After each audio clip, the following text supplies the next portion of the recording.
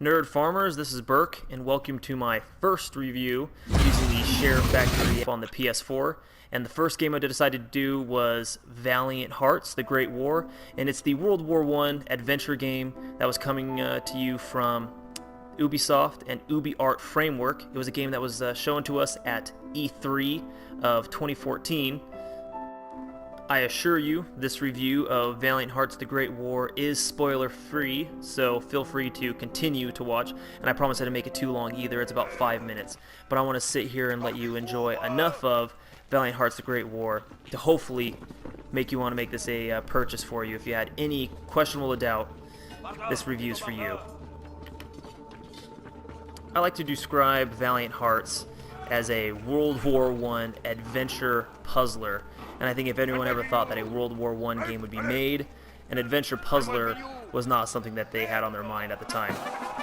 So the unique thing about Valiant Hearts, besides its choice in storytelling, is its four main protagonists.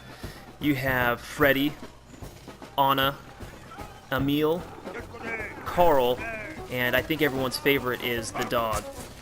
Everyone's in this war for certain different reasons, and Emil has been drafted by the French army. Also, Freddy is in it for purely revenge. And then Anna, while being a philanthropist in nature, is out there searching for her father. The game mechanics of Valiant Hearts is very simple. It's very basic. As you can see from Emil in the last clip, he was able to pick up objects, hit, climb, throw grenades, throw any type of objects. But I mainly wanted to show Freddy in this scene as one of my favorite scenes in the game, not as an episode but as a scene, just to show the main mechanics of the game.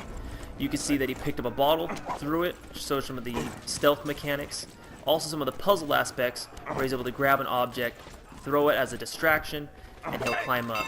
But it wasn't just the scene that I liked so much from the stealth and the game mechanics, but it was also the whole storytelling that is so prevalent in Valiant Hearts.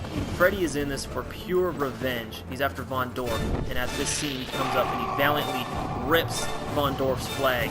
And in the history lesson earlier in the game, it shows that flags were a very big piece of people's heritage, and what they would do is they would bury the flags after certain wars just so they couldn't get desecrated. And of course we segue from one of my favorite scenes with Freddy to one of my favorite episodes with Anna, and this is one of the most fun episodes I've had in any game in a while. It's Anna driving the French soldiers in the taxi from one city to the next as they're going up to the front line, as she's going to find her father, who's a scientist who's been captured by Von Dorf. So just kind of give you an idea of how each character is intertwined in this story of Valiant Hearts. But this is one that I literally, the music in the background's great. I had a smile on my face the whole time. It just cracks me up, especially when these two gentlemen, the French gentlemen, came up here and the music changes into the nice, I don't know, the Swan Princess or whatever it is, and a nice little synchronized swimming. And this is one of the episodes that just shows that the whole game isn't just doom and gloom. And although Anna's episode was one of the funnest episodes I've played in any game in a long time, it can't stop the fact that Valiant Hearts is about World War I and trench warfare. But just so you guys don't get too sad, I put the little episode with the puppy dog in there, so nobody gets too sad when a puppy dog's there. So, everyone pay attention to the puppy dog as I continue to talk about the sadness that was World War I and trench warfare. Valiant Hearts is a big, large history lesson, and that's one of the other things that I like about the game, is every scene, every episode, you find certain objects. And it's not something that I think is filler, whereas like, oh, go find 50 golden coins. Every piece you find has a history lesson connected to it, like officers' whistles, embroidery, and certain type of weapons, but you also learn the names of those weapons, and then you put up history lessons. You learn about the history, you learn about every city you go into in Valiant Hearts, you learn about that city, you learn about the war, you learn about the losses.